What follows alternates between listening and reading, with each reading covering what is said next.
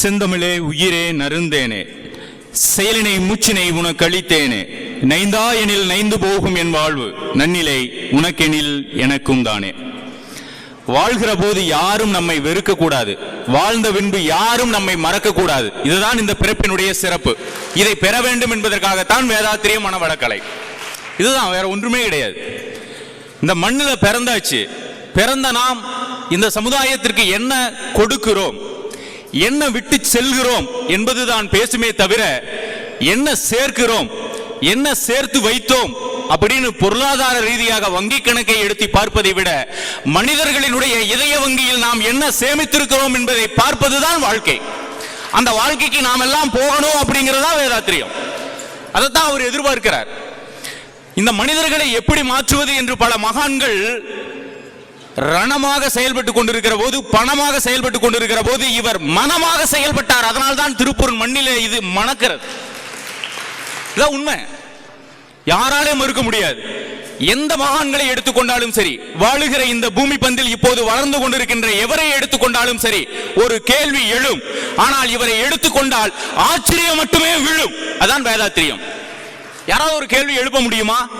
தன்னை பற்றி எந்த இடத்திலும் யாரும் எந்த ஒரு கேள்வியும் எழுப்பக்கூடாத ஒரு திறந்த புத்தகம். அந்த புத்தகத்தில் நாம் எழுதுகிற போது அவர் வாழ்வதில்லை, நாம் வாழ்கிறோம் பிறரை வாழ வைக்க. இதான் வேதாத்திரியம்.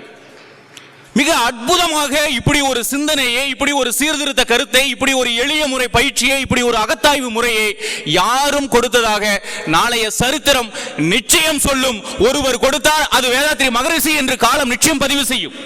அப்படிப்பட்ட ஒரு காலம் வரத்தான் போகிறது. அந்த மாற்றத்திற்கான ஒரு முயற்சி தான் இன்றைய காலையிலே நடந்த பள்ளி குழந்தைகளினுடைய எழுச்சி. எவ்வளவு அழகு, எவ்வளவு நேர்த்தி. இந்த சமுதாயம், ஆளுகிற அரசாங்கம், வாழுகிற மக்கள் எதிர்பார்ப்பது இதைத்தான். நாம் வளர்ந்து விட்டோம். வளர்கின்ற தலைமுறை நல்ல எண்ணத்தோடு, நல்ல மனதோடு அவர்கள் வர வேண்டும். நல்ல உடல் ஆரோக்கியத்தோடு அவர்கள் வளர வேண்டும். மனமும் உடல் ஆரோக்கியமும், இந்த இரண்டு ஆரோக்கியமும் இருந்தால்தான் வாழ்க்கையில் ஆனந்தம். அந்த ஆனந்தம் எங்கு கிடைக்கும் என்று சொன்னால், இப்படிப்பட்ட யோகா, இப்படிப்பட்ட தியானம், இப்படிப்பட்ட தவ முறைகளிலே நாம் ஈடுபடுகிற போதுதான் அது கிடைக்கும்.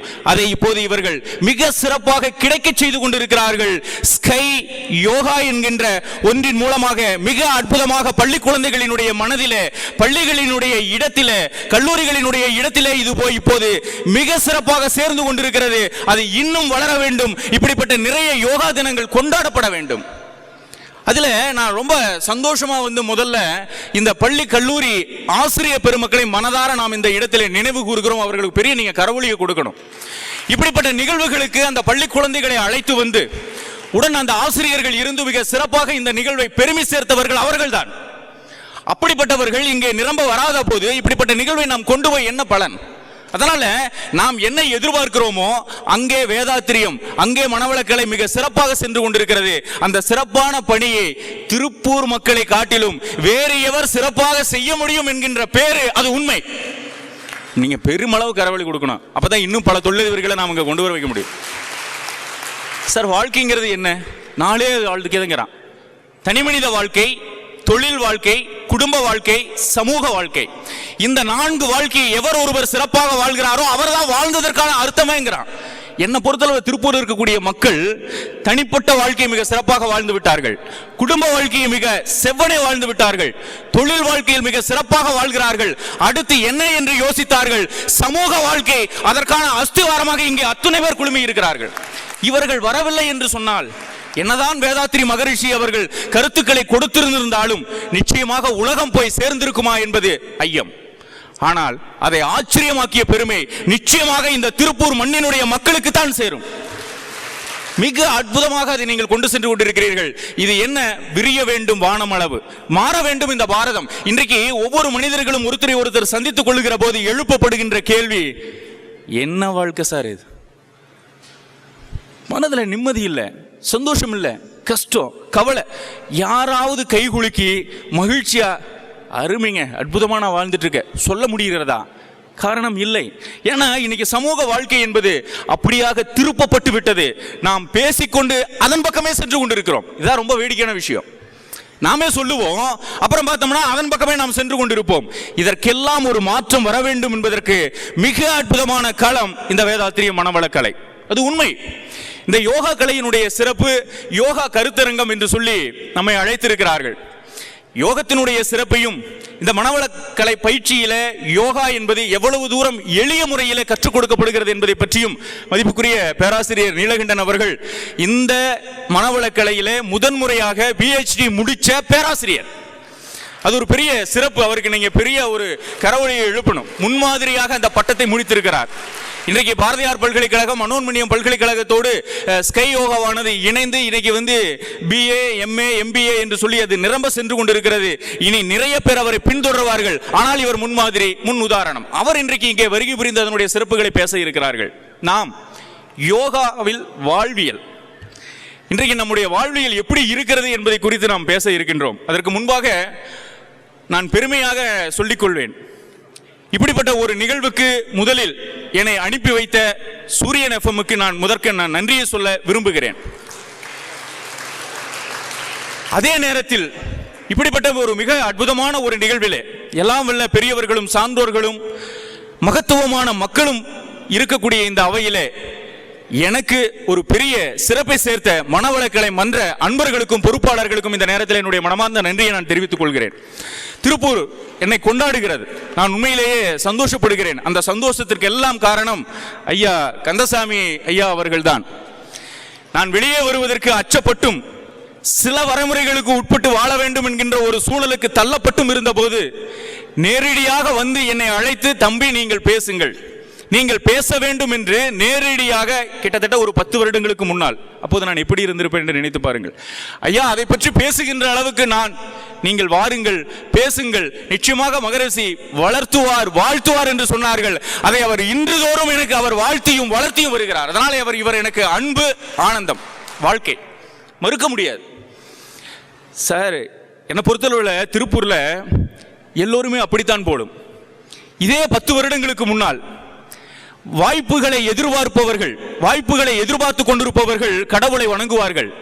வாய்ப்புகளை உருவாக்குபவர்களை கடவுள் வணங்குவார். அப்படிப்பட்டவர்கள் நம்முடைய ராஜா எம் சண்முகம் அவர்கள்.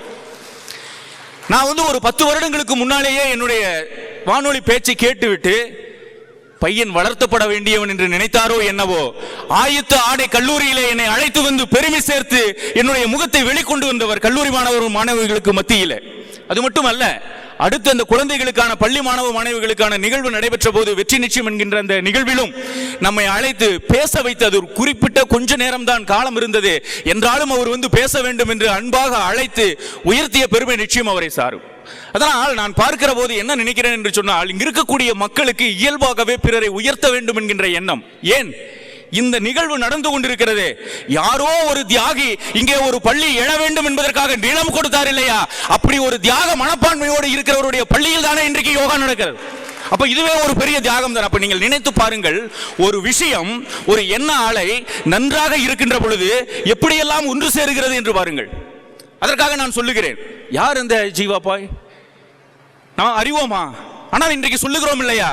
காரணம் பிறர் வாழ, பிறர் நலம் வாழ தன்னுடைய நிலத்தை கொடுத்த அந்த புண்ணிய செயலினுடைய விளைவு நாம் இன்றைக்கு அவரை பேசிக் கொண்டிருக்கிறோம். நாம் அதான் நாம் சொல்றோம். சார், வாழ்கிற வாழ்க்கையில நாம பிறருக்கு கொடுக்கணும். ஒன்று சொல்லட்டுமா? முதற்கண் இப்படிப்பட்ட ஒரு நிகழ்வுக்கு நான் பேச எல்லா வகையிலும் ஒரு பெரிதும் காரணமாக இருந்த ஒரு ஜீவன் உண்டு. அவர் விஜய் பாபு, எங்களோடு பணிபுரிந்தவர். மற்றும் இந்த இன்றைக்கு வேதாத்திரியத்தை மிக சிறப்பாக இன்னும் எடுத்துக்கொண்டு போக வேண்டும் என்கின்ற ஒரு நோக்கத்தோடு தன்னை இணைத்துக் கொண்டு மிக சிறப்பாக செயல்பட்டு கொண்டிருக்கக்கூடியவர்.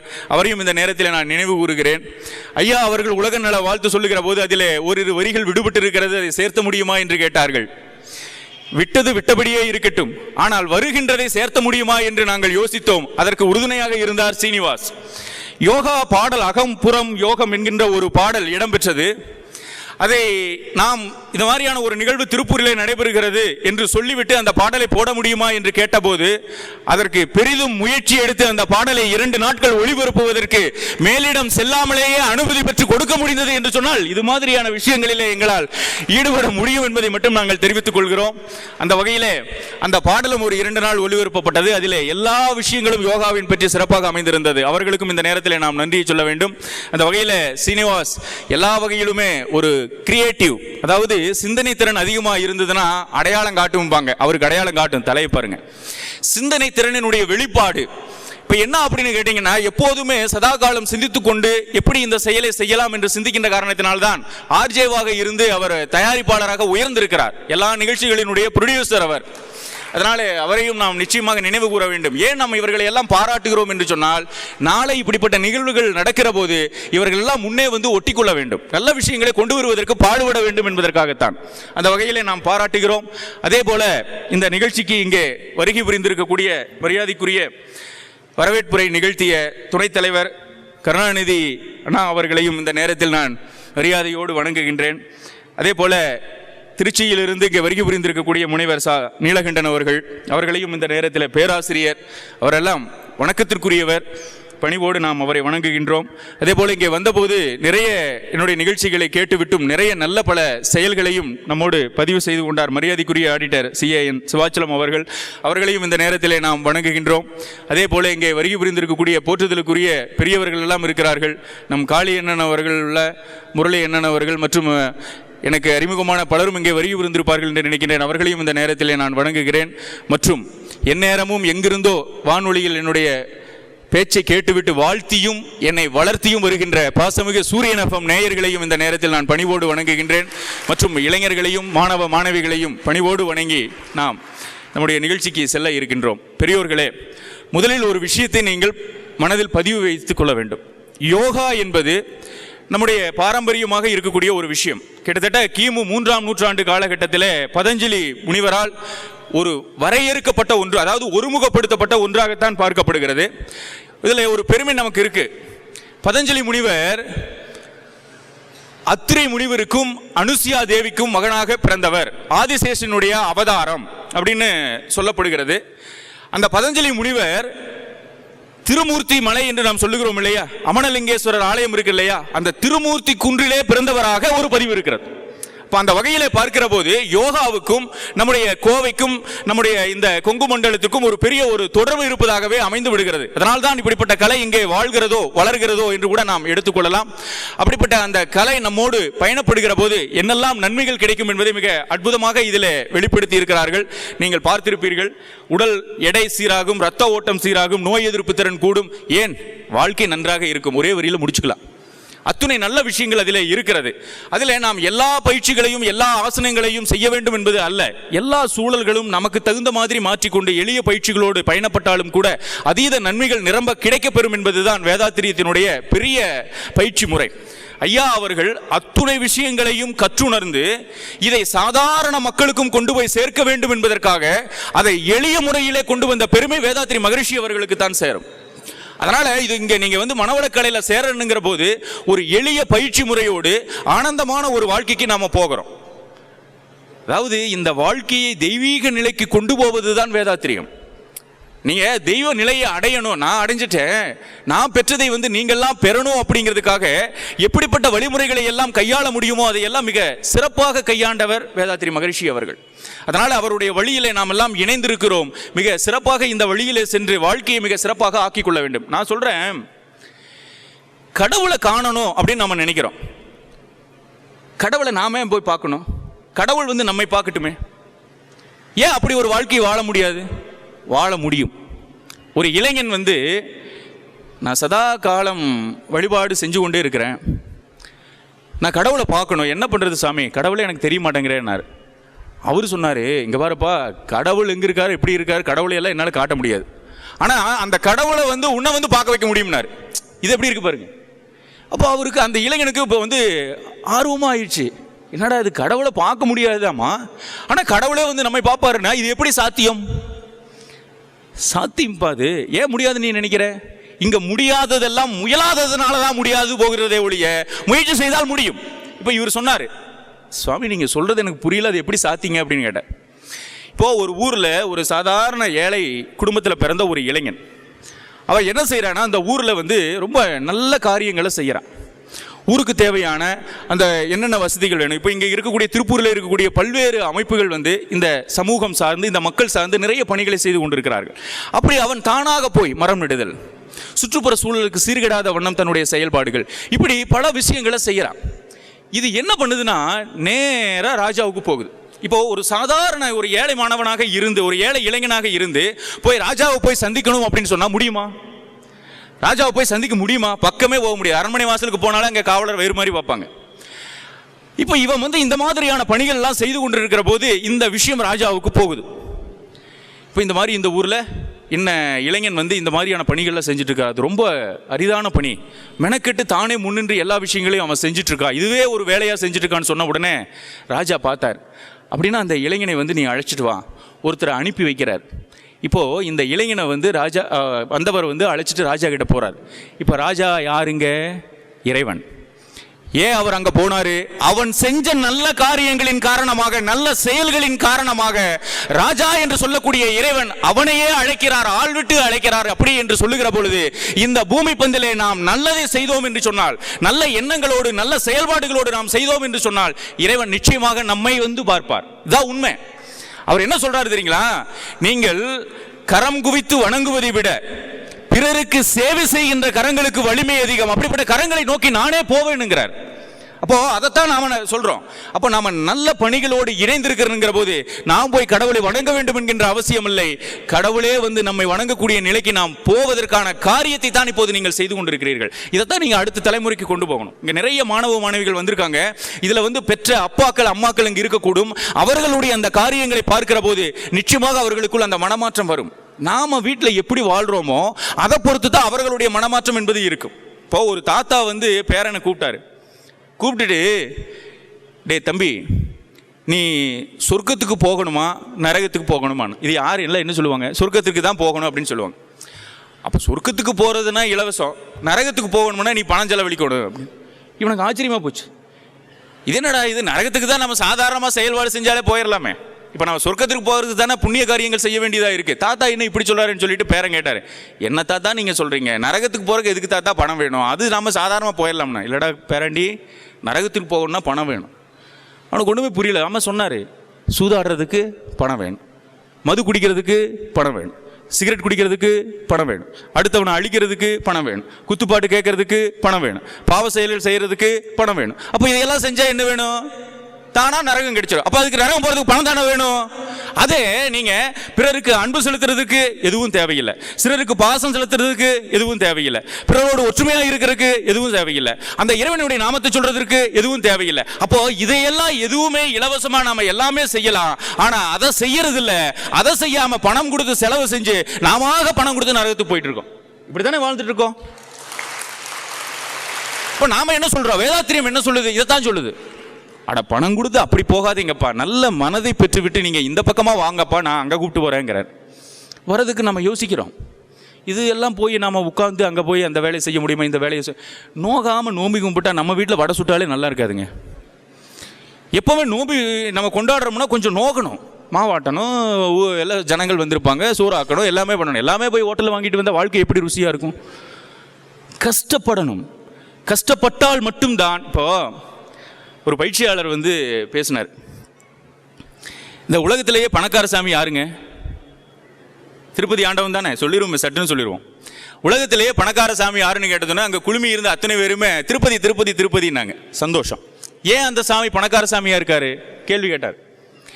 எல்லாருமே யோசிச்சாங்க, ஒவ்வொருத்தரும் ஒரு பதில் சொன்னாங்க. அது அங்கே மலையில் இருக்குது, அங்கே ஒரு பத்மாவதி வந்தார், பெருமாள் வந்தார், அப்படி எல்லா புராணங்கள் அது இது நல்லா சொன்னாங்க. பயிற்சியாளருக்கு ஒரு திருப்தி இல்லை. அதெல்லாம் கிடையாது. எல்லா ஊர்களிலுமே பெருமாள் ஆலயம் இருக்கிறது. ஆனால் திருப்பதியிலே இருக்கக்கூடிய பெருமாள் 12 மணி வரை விழிச்சிருந்து ஆசீர்வாதம் கொடுப்பார். அப்புறம் பார்த்தீங்கன்னா 3 மணிக்கு மேலே மீண்டும் நடைக்கதவு திறக்கப்பட்டு அப்புறம் வர்றவங்களுக்கு தரிசனம் கொடுப்பார். ஆனால் அதே வெளியூரில் மற்ற ஊர்கள் இருக்கக்கூடிய பெருமாள் ஆலயங்களுக்கெல்லாம் எப்படின்னு கேட்டிங்கன்னா பகல் நேரங்களில் ஓய்வு இருக்கு, 9 மணிக்கு நட சாத்திடுவாங்க. செல்வம் பெருகணும்னா கடவுளே வந்து தூங்காமல் உழைக்கிற போது நாம எவ்வளவு தூரம் உழைக்கணும் அப்படிங்கிறது இல்லைன்னா எப்படி வாழ்க்கையில் முன்னுக்கு வரும்? எப்படி நம்ம கஷ்டப்படாமல் வாழ்க்கையில் முன்னுக்கு வர முடியும்? அப்போ உழைக்கணும். கடவுளே உழைக்கிறாரு சார் தூங்காமல். அப்போ நம்ம உழைக்கணுமா வேண்டாமா? கஷ்டப்படணுமா வேண்டாமா? அப்போ அதெல்லாம் இல்லாமல் எப்படி முன்னுக்கு வர முடியும்? கஷ்டப்படாமல் முன்னுக்கு ஏறணும். ஒரு பையனை பார்த்து, இங்கே நிறைய பள்ளி மாணவர்கள் இருக்காங்க, தயவு செஞ்சு அப்படி இருந்துடாதீங்க.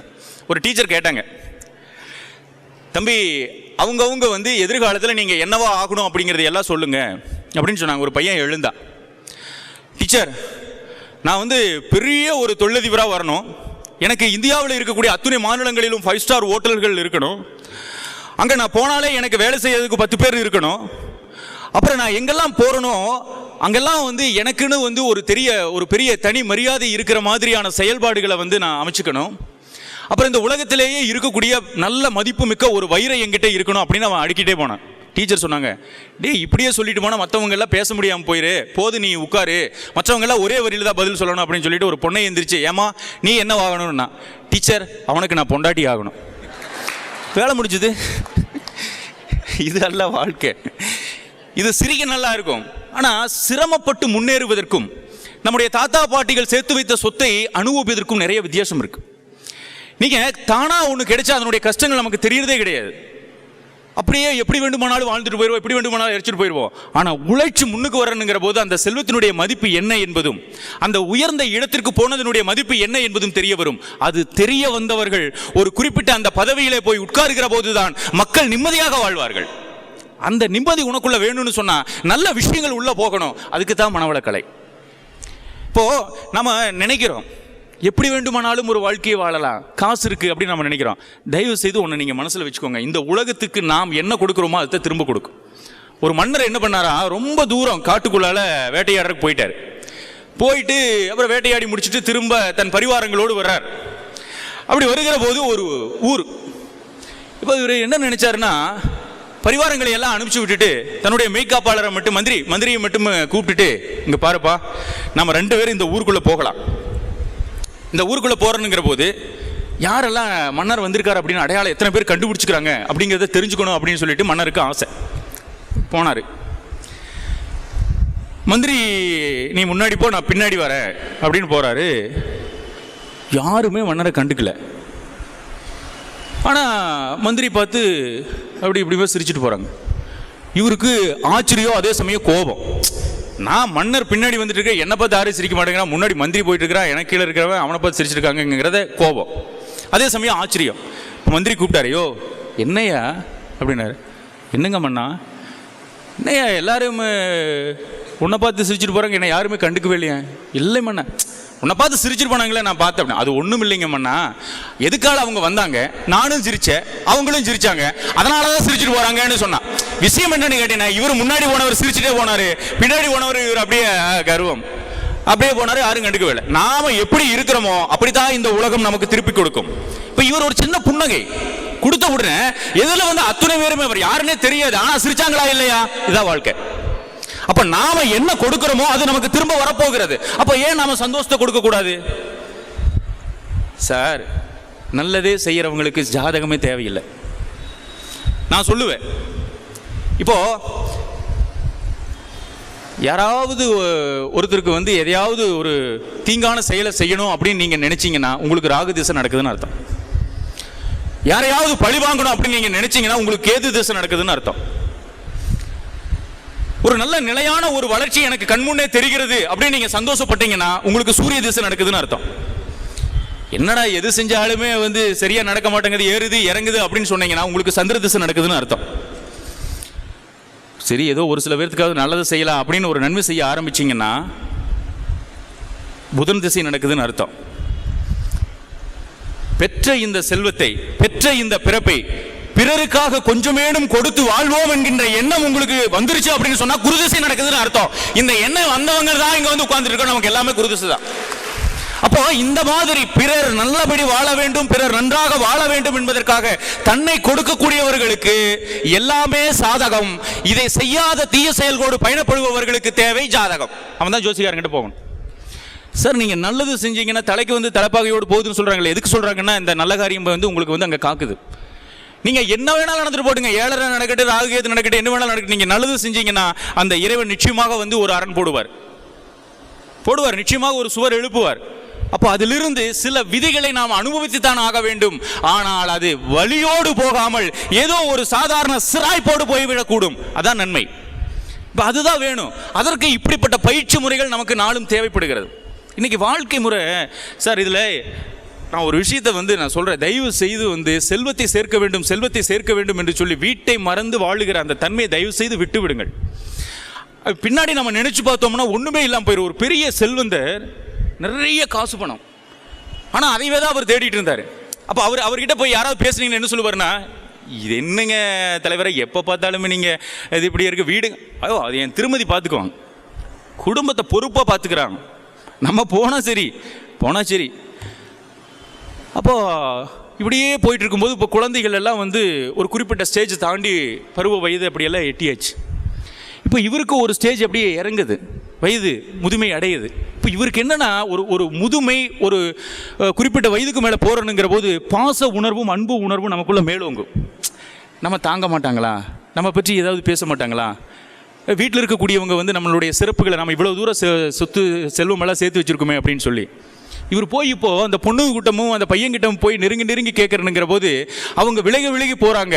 அவரிடம் அவர்கள் எதிர்பார்த்தது ஏடிஎம்ஐ மட்டுமே, பணத்தை மட்டுமே எதிர்பார்த்தார்கள், மற்ற எந்த விஷயத்தையுமே அவரிடம் எதிர்பார்க்காமல் போய்விட்டார்கள். அப்போதுதான் இவர் நினைச்சாரு, நாம் அப்போ முன்னமே அப்படி இருந்திருந்தோம்னா இன்னைக்கு நம்ம கிட்ட பணத்தை மட்டும் எதிர்பார்க்காம மனத்தையும் குணத்தையும் பாசத்தையும் அன்பையும் எதிர்பார்த்துப்பார்களே அப்படின்னு சொல்லி அவர் யோசிச்சாராம். இப்போ யோசிச்சு என்ன பண்ணுறது? இப்போ யார் போய் மாற்றுறது? விளையும் பயிரை நீங்கள் முளையிலே மாற்றலினா பின்னாடி வளர்ந்ததுக்கு பின்னாடி எங்கே போய் மாற்ற முடியும்? வெட்டத்தான் முடியும். வெட்டுவதற்காகவா பிள்ளைகள்? அதனால் குடும்பத்தோடு கொஞ்சமேனு நம்ம செலவு செய்யணும். அந்த செலவு அப்படிங்கிறதே இல்லாமல் போச்சுன்னு சொன்னால் என்ன பண்ணுறது? அப்புறம் ரெண்டாவது இன்னொன்று என்னென்னு கேட்டிங்கன்னா, ஒரு பெரிய சிறப்புக்குரிய விஷயம், நாம் எந்த இடத்தில் இருக்கிறோம், நாம் யாரோடு பயணப்படுகிறோம் அப்படிங்கிறது ரொம்ப முக்கிய விஷயம். இப்போ நம்ம இங்கே இருக்கக்கூடியவங்க எல்லாம் வந்து நீங்கள் இந்த இதில் வந்து இணைஞ்சிருக்கீங்கன்னா மாறுதட்டி சொல்லலாம், ஒரு பெருமைமிகு ஒரு இடத்துல ஒரு பெருமைமிகு பொறுப்பிலே நான் அமர்ந்திருக்கிறேன் அப்படின்னு சொல்லிட்டு நீங்கள் தாராளமாக சொல்லலாம். ஏன்னா இது ஒரு அப்படிப்பட்ட ஒரு இடம், அப்படிப்பட்ட ஒரு பயிற்சி களத்திற்கு நம்ம வந்திருக்கோம் அப்படின்னு நம்ம தாராளமாக சொல்லலாம். ஒருத்தன் என்னங்க கடவுள், ஏன் அவரையே எடுத்துக்குவோம். என்னடா இந்த மதுன்னு சொல்லிட்டு இத்தனை போராட்டம் நடக்குது, அந்த சாராயத்தில் அப்படி தான் என்னதான் இருக்குது, அதை போய் குடிச்சு பார்க்கலாமேன்னு கடவுளுக்கே ஆசை வந்துச்சு. மக்கள் வந்து ஒரு சேர என்ன நினைக்கிறாங்களோ அதான் சார் நடக்கும். அதனால தான் நம்ம வந்து ஒரு நல்ல நிகழ்வுகளை எல்லாம் 10 பேர்த்தி கூப்பிட்டுட்டு ஒரு சேர வாழ்த்து சொல்கிறது. இப்போ நம்ம வாழ்க வையக வாழ்க வளமுடன் அப்படின்னு சொல்லுகிற போது அந்த அதிர்வலையானது ஒரு மனமாற்றத்தை ஏற்படுத்துகிறதா இல்லையா? அந்த நல்ல சிந்தனை ஏகம் பரக வேண்டும், உலகமெல்லாம் அது போய் சேர வேண்டும் என்பதுதானே நல்ல சிந்தனை. இப்போ என்ன அப்படின்னு கேட்டிங்கன்னா, மது சாராய அதுவோ ஒரு பிரச்சனையாக இருந்தனால கடவுளுக்கே ஆசை வந்து நேராக போனார் ஒரு பாருக்கு. அங்கே போய் 5 பீர் கொடுங்கன்னார். அவன் கடைக்காரன் பார்த்தான், குடித்தார். அவருக்கு ஒன்றுமே தெரியல, கடவுளாச்சே. 3 ஃபுல்லு கொடுங்கண்ணா, அதை வாங்கி குடித்தார், ஒன்றுமே தெரியல. என்னடா இதை குடிச்சிட்டு அப்படி ஆடுறாங்க இப்படி ஆடுறாங்க, ஏதோ உளறாங்கனாங்களே, நம்மளுக்கு ஒன்றுமே ஏறலையே அப்படின்னு சொல்லிட்டு மீண்டும் போய் அதே 5 பீர் கொடுங்க அப்படின்னா. இப்போ அவன் பார்க்குறக்க ஆரம்பிச்சிட்டான், என்னடா இவன் 5 பீர் குடிச்சிருக்கான், ஏற்கனவே 3 புல்லு வேறு குடிச்சிருக்கிறான், அப்புறம் வேறு 5 பீர் வாங்குறானே அப்படின்னு கேட்டவுடனே அவன் கேட்டான், அம்மா நீங்கள் யாருங்க அப்படின்னு கேட்டேன். யோ உங்களையெல்லாம் ஆண்டுட்டு இருக்கிற கடவுள் அப்படின்னு சொன்னான். அவன் சொன்னான், ஓ இப்போ தான் ஏற ஆரம்பிக்குதாட்டாக்குது கடவுள். ஆனால் சேருகிற இடத்தை பொறுத்து அங்கே மதிப்பு எப்படி மாறுகிறது என்று பார்த்தீர்களா? அதனால தான் நாம் சொல்றது, சேர்க்கையும் நாம் கலந்து கொள்ளுகிற அல்லது இணைத்துக் கொள்ளுகிற நட்புகளும் சரியானதாக இல்லை என்று சொன்னால் வாழ்ந்த அர்த்தமே இல்லாமல் போயிடும். அதனால தான் அந்த சேர்க்கையும் நாம் செய்யக்கூடிய செயல்பாடுகளும் நல்லதாக இருக்கணும். கடவுள் ஆனால் அவருக்கு அங்கே என்ன வருது, இப்பதான் ஏறுதாட்டா இருக்குதுங்கிறான். அதனால அந்த விஷயத்தில் நம்ம கவனத்தோடு இப்போ நாம் புறப்பட்டு சென்று கொண்டிருக்கக்கூடிய பாதை மிக அற்புதமான பாதை. இதில் நாமும் சிறப்பு பெறுகிறோம், நம்மை சார்ந்தவர்களையும் நல்லது ஒரு வாழ்க்கையை வாழ வைத்துக் கொண்டிருக்கிறோம் அப்படிங்கிறது. அப்போ நீங்க இந்த நல்ல எண்ணம் நமக்குள்ள வந்துருச்சுனால நம்முடைய செயல்பாடுகள் வேற மாதிரி ஆகிரும். நம்ம ஒரு சாதாரண ஒரு செயல் செய்தாலும் கூட அதில் வந்து அவ்வளவு தூரம் ஒரு அர்த்தம் இருக்கிறதாக அது மாறக்கூடும். அதான் உண்மை. அப்போ அப்படிப்பட்ட செயல்பாடுகளுக்குள்ள போகணும் நாம. அப்போ போகணும் அப்படிங்கிற போது சும்மா மனதளவில் நினைக்காம உண்மையாகவே அந்த செயலில் இறங்கணும். அப்போ இறங்குகிற போது அந்த மாற்றத்தை நாம் உணர முடியும். எந்த ஒன்றையும் இழக்காமல் எந்த ஒன்றையும் பெற முடியாது. இதுதான் வாழ்க்கையினுடைய நிதர்சனமான உண்மை. இன்னைக்கு நாம் என்ன அப்படின்னு கேட்டிங்கன்னா, நான் எதையுமே இழக்கக்கூடாது, எல்லாமே என்னை சுற்றி வரணும். எப்படி வரும்? ஆரோக்கியத்தை கெடுக்கிறது வேறு யாரோ கிடையாது, நாம தான். எப்பவுமே நமக்கு நாம டாக்டராக இருக்கணுமே ஒழிய டாக்டர் வீடு கட்டுறதுக்கு நாம இருக்கக்கூடாது. நாமாவே இருக்கணும். நீங்க ஒன்று தெரியுமா, எப்போ உங்களுக்கு வந்து பெருமையும் கர்வமும் ஏறுகிறதோ அப்பவே இதயத்தில் வலி வந்துடும், இதயத்தில் நோய் வந்துடும். எப்போ உங்களுக்கு வந்து கவலையும் கஷ்டங்களும் நீங்க உணர ஆரம்பிக்கிறீங்களோ அப்பவே வயிற்றுல வலி வந்துடும், வயிற்று பிரச்சனை வந்துடும். எப்போ கோபமும் எரிச்சலும் உங்களுக்கு வருதோ அப்பவே சிறுநீரகம் பழுதடைஞ்சிடும். சார் இதெல்லாம் உண்மை. இது நம்ம வேணாலும் சோதிச்சு பார்க்கலாம். அதே மாதிரி வந்து அச்சம், பய உணர்வு நமக்குள்ள வர்றனுங்கிற போது கல்லீரல்ல பிரச்சனை வந்துடும். அப்போ நமக்கு பிரச்சனை வருவதற்கு காரணம் யாருன்னு கேட்டீங்கன்னா நாம தான். அப்ப நமக்கு நாமே டாக்டரா இருந்துட்டோம்னா இந்த விஷயங்கள் நம்மை விட்டு போவதற்கு என்ன செய்யணும் அப்படின்னு யோசிச்சோம்னா இங்க வந்துருவோம். இதான் உண்மை. அப்போ நமக்கு எல்லா வழிமுறைகளையும் நம்முடைய முன்னோர்கள் கொடுத்து விட்டு போயிருக்கிறார்கள். ஆனால் அதை நாம் ஏற்றுக்கொண்டு அதன்படி வாழ நாம தயக்கம் காட்டுறோம். வாழ எனக்கு நேரம் இல்லை கேட்டா அதை சொல்றோம். நேரம் யாரு கொடுப்பாங்க? நாம தான் கொடுக்கணும். 6 மணிக்கு எந்திரிக்கிற நீங்க இங்க பயிற்சிக்கு வரணும்னு சொன்னா 4 மணிக்கு எந்திரிங்க. 2 மணி நேரம் நீங்க பயிற்சி பெறணுங்கிற போது உங்களுக்கு ஆயுள் 20 வருஷம் கூடுது. அப்ப யார் அது பெறணும்? யார் கொண்டு வந்து கொடுக்கணும்? மருத்துவர்கள் வந்து ஜோதிடர்களை கூப்பிட்டு வந்து பரிகார பூஜை நடத்தி வந்து நோயாளிகளை மருத்துவமனைக்கு வரணும் அப்படின்னு சொல்லக்கூடிய ஒரு காலகட்டத்தை வந்து இந்த பயிற்சி முறைகள் நாளைக்கு கொண்டு வர வேண்டும் என்பதுதான் நம்முடைய ஆசை. டாக்டர்கள் வந்து கேட்ட திறந்து வச்சுட்டு நோயாளியே வரமாட்டானா அப்படின்னு அவன் எதிர்பார்த்துட்டு இருக்கணும். அப்படி நம்மளால வாழ முடியும். அத்தனை விஷயங்கள், அத்தனை பொக்கிஷங்களை நமக்கு கொடுத்து விட்டு போயிருக்கிறார் வேதாத்ரி மகரிஷி. ஒன்னு தெரியுமா, நல்ல சிந்தனையோடு நாம பயணப்பட்டோம் அப்படின்னு சொன்னோம்னா எல்லாமே நம்மை தேடி வரும். வேதாத்ரி மகரிஷி அவர்களுக்கு வந்து அப்படித்தான். ஒரு பாலகிருஷ்ண நாய்க்கர் கிடைச்சதாகட்டும், ஒரு பூபதி கிருஷ்ணராவ் கிடைச்சதாகட்டும், ஒரு பதஞ்சலி முனிவர், பரஞ்சோதி முனிவர் அவருக்கு கிடைச்சதாகட்டும், எல்லாமே அவரை தேடி வந்தது, அவர் தேடி போகவில்லை. அப்போ ஒன்று நம்மை தேடி வருகிறது என்று சொன்னால் இங்கே மனசு சுத்தம், எண்ணம் சுத்தம். 3 வயசு 3ஆம் வகுப்பு பள்ளி படிப்பை முடிச்சுட்டு வந்து பசங்களோட கோழி குண்டு விளையாடிட்டு இருக்கிறங்கிற போது பாலகிருஷ்ண நாயக்கர் பார்க்கிறாரு. அட இவ்வளவு சிகப்பா, இவ்வளவு உயரமா, நல்ல அறிவு, அப்படியே பார்த்தா அப்படியே பளிச்சுன்னு ஒரு ஜோதிகரகமா இருக்கானே, இவன் என்ன இப்படி நேரமா வீணா வந்து நேரத்தை போக்கிட்டு இருக்கானே, இவனை இப்படி விடக்கூடாதுன்னு அவருக்கு என்ன உதிக்குது பாருங்க. இதுதான் என்ன ஆலை. அவர் என்ன சொல்றாரு பாருங்க. டே காலனா நான் கொடுக்குறேன், நீ என் வீட்டுக்கு வந்து பஜனை சத்சங்கம் எல்லாம் கத்துக்கிறியாங்கிறார். காசு கொடுக்குறேங்கிறாரு சார். அப்போ நீங்க நினைச்சு பாருங்க, அப்பவே வேதாத்ரியுடைய மகரிஷியினுடைய எண்ணம் ஒருவரை எப்படி ஈர்த்திருக்கிறது அப்படிங்கிறது. அப்போ அது எவ்வளவு தூரம் மன தூய்மை இருக்கும். அதைத்தானே அவர் சொல்றார். உன்னை சுற்றி நீ தூய்மையை உருவாக்கி விட்டால் உன்னை சுற்றி இருக்கக்கூடிய ஆறாவட்டமானது எந்த ஒன்றையும் நெருங்க விடாது. அவர் ராமனே அம்பு விட்டாலும் அந்த ஆறாவட்டத்தை தாண்டி வராது. இது உண்மை. அதை அவர் வந்து வேதாத்ரி மகரிஷி தன்னுடைய வாழ்க்கை முறையில் அவர் செயல்படுத்தினார்.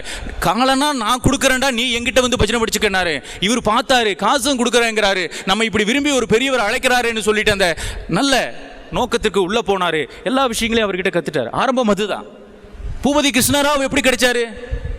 அவருடைய மச்ச மாமா சண்முக முதலியார்னு நினைக்கிறேன். அவரு ஏற்கனவே ஆயுர்வேதம், சித்திரவேதம் அது சார்ந்த சில விஷயங்கள் தொடர்பு இருக்கிறது. அங்க போயிட்டு வர்றனுங்கிற போது பூபதி கிருஷ்ணராவினுடைய அந்த சித்த மருத்துவ கூடம், ஆயுர்வேத கூடத்தில் வந்து அவர் பேசிட்டு இருக்காரு. இவர் வந்து அவங்க என்ன பேசுறாங்க அப்படிங்கிறத தெரிஞ்சுக்கிறதுக்காக நின்று கேட்கறனுங்கிற போது அவர் கேட்கிறாரு. அவர் பார்க்கிறாரு, யாரப்பா நீ, எங்க வந்திருக்க, என்ன அப்படின்னு கேட்கிறாரு. இவர் சொல்றாரு, வேதாத்ரி மகரிஷி தன்னுடைய பெயரை சொல்லிட்டு நான் இந்த மாதிரி சண்முக முதலியார் வீட்டுக்கு வந்திருக்கிறேன், அவர் என் மாமா தான் அப்படின்னு சொல்றாரு. அப்பா அவர் சொல்றாரு, நீ உன் வேலையை பார்த்துட்டு நேரம் கிடைக்கிற போதெல்லாம் இங்க வந்துட்டு போப்பா கூப்பிடுறாரு. அப்படி போய்தான் சித்த ஆயுர்வேதத்தை அவர் கற்றுக்கொண்டார். தெரியுமா உங்களுக்கு, எல்லா விஷயங்களையும் முழுமையாக கற்றுக் கொடுத்தார் பூபதி கிருஷ்ணராவ். எப்படி அவருக்கு குரு கிடைச்சாரு? பரஞ்சோதி முனிவர் உங்களுக்கு தெரியுமா? ஆபீஸ் ஆடிட், போஸ்ட் ஆஃபீஸ் ஆடிட்டில் அதில் தான் வந்து அவர் வேலை பார்த்துட்டு இருக்கிறங்கிற போது அங்கே 2 பேர் பேசிக்கிறாங்க. இவருக்குள்ள அந்த ஆன்மீக தேடல் வந்தாச்சு. கடவுள் யார், துன்பம் எங்கிருந்து வருகிறது, முடிவு என்ன, நான் யார், ஏன் வறுமை வருகிறது, இப்படிப்பட்ட சிந்தனைகள்லாம் வந்தாயிற்று. அந்த சூழலில் அவர் வேலை பார்த்துட்டு இருக்கிற போது, போஸ்டல் ஆஃபீஸில் வேலை பார்த்துட்டு இருக்கிற போது 2 பேர் பேசிட்டு இருக்காங்க. இப்படி இது மாதிரி இந்த ஊரில் வந்து ஒரு மகான் வந்திருக்காரு, அவர் வந்து பார்த்தாலே சொல்றாரா நெற்றிக்கண்ணை திறக்கிறாரா அப்படின்னு சொல்றாங்க. நெற்றிக்கண்ணை திறக்கிறார் அப்படின்னு சொன்ன உடனே வேதாத்ரி மகரிஷி அவரை போய் பார்க்கணுன்ட்டு போறாரு. போனதுன்னு அப்படியே ஒரு ஈர்ப்பு. அப்போ எல்லாமே தற்செயலாக அவருக்கு அவராக தேடி போகாமல் என்ன நினைத்தாரோ அதற்கான களம் அவரை சுற்றி தானாக வந்து அமைந்தது. அதற்கு காரணம் மன தூய்மை. அதுதான் வேணும். அதுதான் இங்கு கொடுக்கக்கூடிய அகத்தாய்வு பயிற்சி. படிக்கின்ற குழந்தைகள் வந்து பெருமையா வந்து நாமக்கல் மாவட்டத்தில் ஒரு மாணவி முதல் இடம் பெற்ற போது என்னமா இந்த மதிப்பெண் பெறுவதற்கு என்ன காரணம்னு சொன்ன போது அந்த பெண் பதிவு செஞ்சது, ஆழியார் அறிவு திருக்கோயிலில் போய் நான் இந்த பயிற்சி எடுத்ததுனால நினைவாற்றல் எனக்கு நிரம்ப இருந்தது, நான் முதல் மதிப்பெண் பெற்றேன் அப்படின்னு அவ பதிவு பண்ணியிருக்கா. இதை விட வேற என்ன நீங்க சொல்ல முடியும்? இதுதான் வேதாத்திரியம். அப்போ ஒரு நினைவாற்றல் பயிற்சியில் இருந்து உடல் ஆரோக்கியமாக வாழ, மனம் ஆரோக்கியமாக வாழ, குடும்பம் சிதைவுறாமல் அன்பு வட்டமாக வேதாத்ரி மகரிஷியிடம் போய் வந்து ஒரு முறை அவர் பேசிட்டு இருக்கிற போது ஒரு கேள்வி எழுப்பியிருக்காங்க. இன்னைக்கு இருக்கக்கூடிய குடும்பங்கள் குழப்பமாக தானே இருக்கு. காரணம் என்னன்னு கேட்டீங்கன்னா, தனிப்பட்ட இருவராக இருக்கிறார்கள்.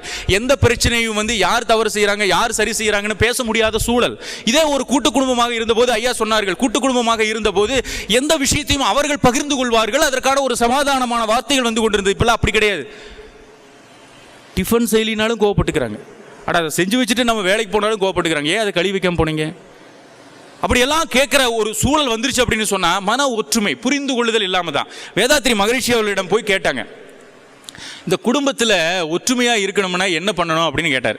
அப்போ வேதாத்ரி மகரிஷி அவர்கள் சொன்னாங்க, விட்டு கொடுத்து போவது, அனுசரித்து போவது, பொறுத்து போவது, இந்த 3 பண்புகள் வேண்டும் அப்படின்னு அவர் சொன்னார்.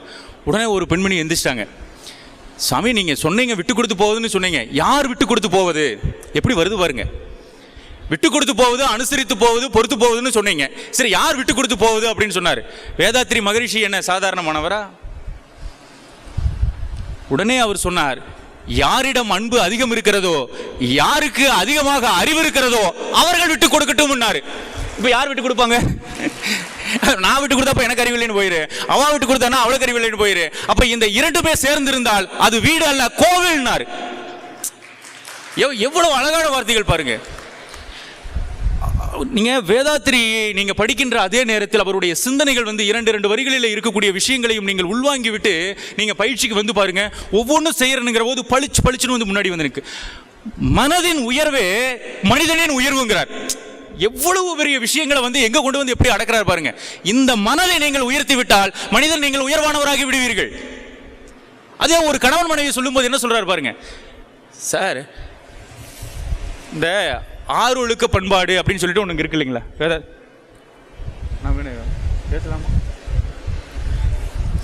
இல்லை, அடுத்து ஐயா வேற இருக்காரு. அதனால ஒரு விஷயத்தை மட்டும் நான் பதிவு செய்து ஐயா அவர்களுக்கு வழிபட விரும்புகிறேன். இந்த 6 ஒழுக்க பண்பாடு நான் எதுக்கு சொல்ல வரேன்னா, ஒரு 5 ஒழுக்க பண்பாடு அப்படிங்கிற அந்த ஒரு விஷயம் எப்போ எழுந்தது அப்படிங்கிறதுக்கான ஒரு சின்ன நிகழ்வு. அதாவது ஒரு கணவன் மனைவி அப்படிங்கிறவர் வேதாத்ரி மகரிஷியினுடைய பார்வையில் எப்படி இருக்குன்னு கேட்டிங்கன்னா, ஒரு இறைவன் இன்னொரு இறைவனினுடைய ஆயுள் கால தேவைக்கு சேவை செய்வதற்காக ஏற்பட்ட பந்தம்ங்கிறார். அவர் சாதாரணமாகவே பார்க்கல. ஒரு இறைவன் இன்னொரு இறைவனினுடைய ஆயுள் காலம் முழுவதும் தன்னுடைய தேவைகளை பூர்த்தி செய்வதற்காக உருவாக்கப்பட்ட பந்தம். எவ்வளவு அழகான வார்த்தை பாருங்க. அப்படிப்பட்ட வேதாத்ரி மகரிஷி அவர்கள் வந்து ஆழியார் திருக்கோயிலில் ஆசிரியர்களுக்கு பயிற்சி எடுத்துட்டு இருக்கிற போது அன்னை லோகம்பாள் அவர்களுக்கு வந்து உடல்நிலை சரியில்லைன்னு சொல்லிட்டு ஒரு தகவல் வருது. அப்போ இவர் உடனே புறப்பட்டு போறார், சென்னை போறார். அந்த தாய் எப்பேற்பட்டவர்கள் தெரியுமா? அது நிறைய விஷயங்கள் சொல்லணும். இப்போ ஐயா இவர்களுக்கு, வேதாத்ரி மகரிஷி அவர்களுக்கு எவ்வளவு தூரம் ஞானோதயம் இருந்ததோ, ஒரு விஷயத்தை முன்கூட்டியே அறியக்கூடிய சக்தி இருந்ததோ, அது அன்னை லோகம்பாளுக்கும் இருந்தது. இப்போ நீங்கள் வீட்டில் ஒருத்தர் நீங்கள் நல்லவராக மாறிட்டீங்கன்னா உங்களை சார்ந்திருக்கக்கூடிய அத்தனை பேர்களும் நல்லவர்களாக மாறிவிடுவார்கள். இப்போ ஏற்கனவே வந்து அன்னை லோகம்பாளுக்கு வந்து அந்த சக்தி உண்டு. இப்போ இந்த மாபெரும் சக்தி இணைந்த உடனே அது பேராற்றலாக மாறி போய்விட்டது. இப்போ லோகம்பாள் அவர்களை பார்ப்பதற்காக வேதாத்ரி மகரிஷி ஐயா அவர்கள் போகிறாங்க. அவங்க படுத்த படுக்கையாக இருக்கும்போது போய் கையை பிடிச்சிட்டு கேட்கறதுங்கிற போது அப்போ அந்த அன்னை என்ன சொல்கிறான் பாருங்க. இது சாதாரண மனநிலை இருக்கக்கூடியவங்கெல்லாம் வந்து அப்படி சொல்ல மாட்டாங்க. என்ன நினச்சிட்டு இருப்பாங்கன்னா, நானே இங்கே படுத்த படுக்கையாக இருக்கிறேன், 3 நாள் ஆச்சு, மனுஷன் போனவர் திரும்பி பார்த்துருக்காரா? இது சாதாரண மனநிலையில் இருக்கக்கூடியவர்கள் பேசுகின்ற பேச்சு. என்னதான் வேலை இருக்கட்டுமே, என்ன அவர் என்ன கட்டியிருக்காரு, கொஞ்சம் கூட அன்பே கிடையாது, வந்து பார்க்கலையே, அப்படிதான் நம்ம நினைப்போம். ஆனால் அன்னை லோகம்பாள் அவர்கள், வேதாத்ரி மகரிஷி அவர்கள் வந்து விட்டார்கள் என்று சொன்ன உடனே அந்த கரத்தை பிடித்தவர்கள் என்ன சொன்னார்கள் தெரியுமா? ஐயோ, ஆழியார் திருக்கோயிலில் அத்தனை பேர் உங்களுக்காக அங்கே காத்திருப்பார்களே, அவர்களுக்கு நீங்கள் பயிற்சி எடுத்துக் கொண்டிருக்கிறீர்களே, அதை விட்டு விட்டு இவ்வளவு தூரம் எதற்குங்க சிரமம் எடுத்து வந்தீங்க அப்படின்னு கேட்டாங்களா லோகம்பாள் அவர்கள். அப்படியே வேதாத்ரி மகரிஷி அவர்கள் அந்த கரங்களை பற்றி கொண்டு அப்படியே ஒரு இப்போ நான் இன்றைக்கி வந்து மனைவி நல வேட்பு நம்ம நடக்கிறனுங்கிற போது இந்த கனி கொடுக்கறதும் பூங்கொத்து கொடுக்குற நிகழ்வும் வந்து அங்கே தான் ஆரம்பமாச்சு. அவர் வந்து என்ன பண்ணாரா, ஒரு மலரை பறித்து மென்மையான இப்படி மனம் படைத்த என் மனையாளே அப்படின்னு சொல்லிட்டு ஒரு மலரை கொடுத்தாங்களா. அப்போ வந்து அவங்க வந்து லோகம்பாள் அவர்கள் வந்து இப்படிப்பட்ட ஒரு கனிவான ஒரு துணைவன் எனக்கு கிடைத்தாருன்னு சொல்லிட்டு கனி கொடுத்தார்களாம். அதனுடைய அடிப்படையில் உருவாக்கப்பட்டதுதான் 1994 வருடம் ஆகஸ்ட் 30 முதல் மனைவி நல வேட்பு விழா. அப்ப என்ன அப்படின்னா, நீங்க அன்னைக்கு மட்டும் கொண்டாடாதீங்க, எப்பவுமே மனைவியும் கணவனும் ஒருவரை ஒருவர் கொண்டாடுங்கள், சின்ன சின்ன விஷயங்களையும் பகிர்ந்து கொள்ளுங்கள்ங்கிறத மிக அற்புதமாக சொன்னார். அதே மாதிரி இது இந்த 5 ஒழுக்க பண்பாடு. இப்போ வேதாத்ரி மகரிஷி அவர்கள் வந்து குளிக்கிற போது என்ன பண்ணுவாரா, இது வந்து 2வது துணைவியாரோட நடந்த விஷயம். இது இவங்க வந்து குளிக்கிற போது என்ன பண்ணுவாரா, அந்த குளிருக்கு தண்ணியை மொகுந்து இப்படி மேலே முதல்ல வந்து தண்ணி தொட்டி இப்படி ஏகமாக இப்படி வந்து பூசிக்கு வரான் வேதாத்ரி மகரிஷி அவர்கள். என்ன எதுக்குன்னு கேட்டிங்கன்னா, அந்த குளிர் தன்மையை முதலில் போக்கிக் கொள்வதற்காக. அப்படி அவர் வந்து அந்த அறையில் குளியல் அறையில் இருந்து அப்படி அவர் பண்ணிட்டு இருக்கணுங்கிற போது 2வது அம்மா வந்தாங்க. அவங்க வந்து என்ன பண்ணிட்டாங்க, இது என்னங்க இது குழந்தை பிள்ளைங்க மாதிரி விளையாடிட்டு அப்படின்னு சொல்லிட்டு ஒரு வாளி நிறைய எடுத்து தண்ணீரை ஊற்றிட்டாங்க. இவருக்கு அந்த குளிர் அதில் வந்து சட்டுன கோபம் வந்து என்ன பண்ணிட்டாரு, இவரு சட்டுன்னு எடுத்து வாளியை எடுத்து நீ என்ன வேலை செஞ்ச நீ அப்படின்னு சொல்லிட்டு எடுத்து இவர் வாளியை எடுத்து தலையிலிருந்து கீழே வரைக்கும் ஊற்றிட்டார். இது அப்போதைக்கு வந்து இந்த நம்ம 2வது அம்மா அவங்க வந்து கோவப்படலை, ஆனால் அந்த சட்டுன்னு அந்த ஊற்றுனதில் வந்து கொஞ்சம் நிலை குறைந்து தானே செஞ்சுருப்பாங்க. அப்போ அந்த ஃபேஸை வந்து அந்த முக இதத்தை வந்து வேதாத்ரி மகரிஷி அவர்கள் பார்த்துட்டு, விளையாடுறதுக்கு அவளுக்கு உரிமை இருக்கு, அவள் என்னை கட்டியவள், விளையாடுவதற்கு அவளுக்கு உரிமை இருக்குது. இந்த தண்ணியை மோந்து ஊத்துனது ஒன்றும் பெரிய தெய்வீக குற்றம் கிடையாது, உலகமாக குற்றம் கிடையாது. அப்போ விளையாடுவதற்கு உரிமை இருக்கின்ற காரணத்தினால் தானே அவள் உரிமையோடு மோந்து ஊத்தினாள். ஆனால் மாறாக நாம் செய்த செயல் அந்த கோபத்தினுடைய விளைவு தானே. இந்த கோபத்தினால் தானே இப்படிப்பட்ட ஒரு செயல் நடந்தது. அந்த கோபமே கூடாது என்பதற்காக தன்னை வருத்தி கொண்டு அப்பதான் இந்த ஒழுக்க பண்பாட்டை அவர் கொண்டு வந்ததாக பதிவு இருக்கிறது. அப்போ நீங்க நினைச்சு பாருங்க, இன்னைக்கு நாம வந்து ஒரு செயலை செஞ்சு வச்சுட்டு வண்டியை எடுத்துட்டு எங்கேயோ போயிடுறோம். ஆனா அந்த வருத்தத்தை அவர் உணர்ந்து கொண்டு இப்படி நான் இனி கோபமே படக்கூடாது அப்படின்னு சொல்லிட்டு கோபத்தை அடக்குவதற்காக அந்த ஒழுக்க பண்பாட்டு முறையை கொண்டு வந்து நம்மை சீர்திருத்திய சிகரம் வேதாத்ரி மகரிஷி அவர்கள். இன்னைக்கு குடும்பத்தில் எப்படிங்க சூழல் இருக்கு, அதிகாலையில் ஒரு 4 மணிக்கு ஒரு கணவர் போய் துணைவி அறையை போய் எழுப்புனாங்க. டே யோகா பண்ண போறேன் நீ வரையா, என்னங்க சொன்னீங்க, யோகா பண்ண போறேன் நீ வரையா அப்படின்னு. அப்போ நான் குண்டா இருக்கேன் அந்தம்மா, அப்போ நான் குண்டா இருக்கேன் அப்படின்னு. இல்லைடா யோகா பண்ணால் நல்லதுன்னு சொல்கிறாங்க அதுதான் கூப்பிட்டேன். ஓ அப்போ நான் நல்லதெல்லாம் எதுவுமே செய்யறதில்லை, ஏதோ தின்னுட்டு அப்படிங்க படுத்துட்டு இருக்கேன். அடா அது அப்படி அர்த்தம் இல்லை, அது போய் செய்யறது அப்படிங்கிறது நல்லது, அதனால் நான் கூப்பிட்டேன். ஓஹோ இப்போ நீங்கள் வந்து கூப்பிடும்போது நான் வரணும். இல்லைடா நான் அப்படியெல்லாம் சொல்ல, உனக்கு இன்ட்ரெஸ்ட் இருந்தால் வாங்க அப்படிங்க. ஓ அப்போ நான் எதுவுமே இன்ட்ரெஸ்ட் இல்லாமல் சும்மா ஏதோ மெனக்கெட்டு வீட்டில் நான் இருக்கிறேன் அந்தம்மா. இல்லை நான் அப்படி எங்கே நான் சொன்னேன், அப்போ நான் போய் சொல்கிறேன்னா, இல்லைடா நான் அப்படி சொல்லவே இல்லை. ஓ அப்போ இத்தனை நாளாக நான் போய் சொல்லி தான் உங்கள் கூட வாழ்ந்துட்டு இருக்கேன், அப்படி தான் நீங்கள் நினைக்கிறீங்க அந்தம்மா. சரி சரி வேண்டாம் கூட, அப்போ நான் மட்டுமே போயிட்டு வரேன் அப்படின்னு சொன்னேன். அதானே எங்கே போனாலும் நான் தனியாக போய் என்ஜாய் பண்ணணும் அப்படிங்கிறது உங்கள் எண்ணம், அதுக்கு நீங்கள் போக வேண்டியது தானே. இப்போ இவன் யோசிச்சா நம்ம சரியாக தானே பேசுகிறோம். ஆனால் ஒரு கேள்வி தானே எழுப்பணும், யோகா பண்ணுறதுக்கு போகிற வரையா அப்படின்னு கேட்டதில் எத்தனை கேள்வி முறைகள் பாருங்க. அப்போ இப்படி இருந்துச்சுன்னு சொன்னால், ஒன்றுக்கு தர்க்கவாதம் என்று இன்னொன்று வந்துச்சுன்னு சொன்னால் எப்படி வாழ்க்கை அன்பானதாக மாற்றப்பட முடியும்? ஒரு விஷயத்தை நாம் உள்வாங்கி கொண்டு அந்த சூழலுக்கு தகுந்த மாதிரி வார்த்தைகளை வெளிப்படுத்துகிற தன்மை குடும்பத்துக்குள் வந்தால் மட்டும்தான் அந்த வாழ்க்கை நன்மை. இல்லைன்னா அது கஷ்டம், அது யாருனாலையும் போய் மாற்ற முடியாது. இன்றைக்கு இருக்கக்கூடிய செயல் சிரமங்களுக்கு மத்தியில் ஒருவருக்கொருவர் உண்மையான அன்பை செலுத்தி கொண்டு வாழ்வதற்கு வார்த்தைகள் மிக மிக முக்கியம். நமக்கு 1008 பிரச்சனை வெளியில இருக்கலாம், 1008 பிரச்சனை உள்ள இருக்கலாம். ஆனா அந்த கோபத்தை எல்லாம் நீங்க வார்த்தைகளாக கொண்டு வந்தீர்கள் என்று சொன்னால் வாழ்க்கை என்பது கஷ்டமானதாக மாறிவிடும். அப்படிப்பட்ட ஒரு கஷ்டமான சூழலுக்கெல்லாம் நாம போகாம வாழ்க்கையை எப்படி வாழணும், வார்த்தைகளை எப்படி வெளிப்படுத்தணும், இந்த உடம்பை எப்படி நம்ம ஆரோக்கியமா வச்சுக்கணும், இந்த உடம்பை எப்படி செலுத்தினா அன்பா இருக்கலாம், இந்த மாதிரியான விஷயங்களை எல்லாம் நமக்கு உள்ளுக்குள்ள வர வைக்கணும்னு சொன்னா நீங்க மனவளக்கலை என்று சொல்லக்கூடிய இந்த தவ மையத்தின் உள்ளே நீங்கள் வர வேண்டும். நீங்கள் வருவதோடு மற்றவர்களையும் உள்ளே அழைத்து வர வேண்டும். அப்படிப்பட்ட அழைப்புகள் இங்கே அதிகம் வருகிற போது நிச்சயமாக பாரதத்திலே ஒரு நல்ல மாற்றம் வரும். அப்படி ஒரு மாற்றம் வருகிறது என்று சொன்னால் அந்த இடத்திலே முதல் பேச்சாக இருக்கக்கூடியது இந்த மனவளக்கலை மன்றம் தான் என்கின்ற அந்த சொல் ஓங்கி உயர வேண்டும். அப்படிப்பட்ட ஒரு நிலை வர வேண்டும். எங்கும் வேதாத்ரி மகரிஷி அவர்களினுடைய புகழ் பரவ வேண்டும் என்று சொல்லி நல்ல வாய்ப்புக்கு நன்றி கூறி விடைபெறுகிறேன். நன்றி, வணக்கம்.